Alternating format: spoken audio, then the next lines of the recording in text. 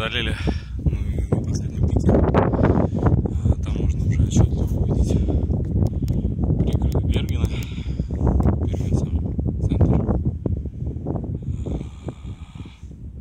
Вон там, за этим шпилем, который является цивилизационной башней.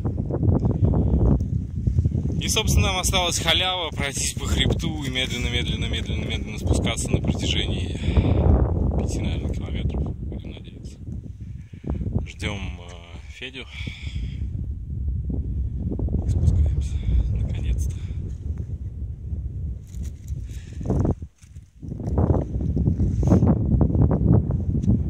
Общая протяженность трипа около 20 с лишним